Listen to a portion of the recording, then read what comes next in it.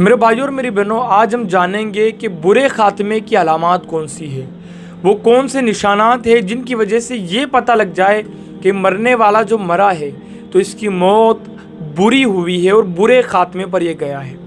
اللہ والے اسلاف جو ہمارے تھے وہ برے خاتمے سے بہت ڈرا کرتے تھے اور وہ روتے تھے، رات و دن روتے تھے کہ کہیں ہمارا جب آخری وقت آئے تو ہم کئی ایسے کاموں کے اندر ملوث نہ ہو جو علامات برے خاتمے کی ہے۔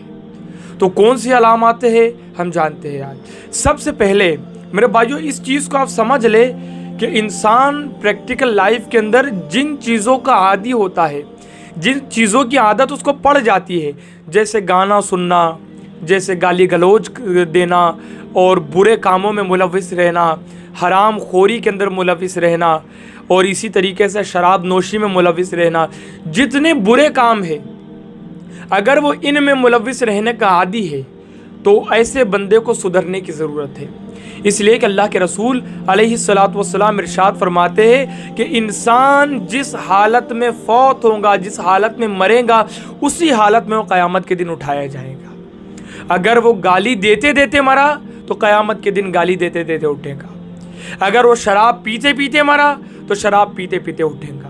کیا ہی بات ہو کہ اگر وہ سجدہ کرتے کرتے مرا تو سجدہ کرتے کرتے وہ میدان محشر میں اور قیامت کے دن اٹھے گا۔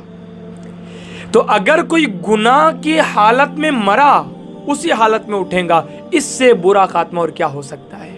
تو سب سے پہلی یہ چیز برے خاتمے کی علامت کہ کسی کا برا کرتے کرتے مرے یا پھر گناہ کے اندر ملوث اگر وہ بندہ ہے اسی حالت میں مر جائے تو یہ برے خاتمے کی علامت ہے۔ نمبر 2، شکوک و شبہات کے اندر ملوث رہنا۔ سکرات کا جو عالم ہوتا ہے، سکرات کا جو وقت ہوتا ہے وہ بڑا کٹھن وقت ہوتا ہے۔ اس میں شیطان پوری طاقت لگا دیتا ہے۔ ہمارے یہاں کہتے ہیں نا کہ سر کے بال سے لے کر پیر کے ناخن تک پورے جسم کو لگا دیا، ایڑی چوٹی کا زور لگا دیا، تو پورا ایڑی چوٹی کا زور لگا دیتا ہے۔ عام زبان میں کہتے ہیں نہ دھو کے پیچھے پڑ گیا۔ تو اس طریقے کا جو معاملہ ہوتا ہے، شیطان پوری قوت لگا دیتا ہے، پوری طاقت لگا دیتا ہے سکرات کے عالم میں کہ بس یہ ہٹ جائے صراط مستقیم سے، ہدایت کے راستے سے ہٹ جائے۔ اور وہ بڑی چالیں چلتا ہے اور وہ چال چلنے میں کامیاب ہو گیا اور آپ کو شکوک و شبہات کے اندر ملوث کر دیا اس نے۔ اللہ رب العزت کی ذات و صفات کے بارے میں جس طریقے سے عقیدہ رکھنا چاہیے اس سے ہٹا دیا۔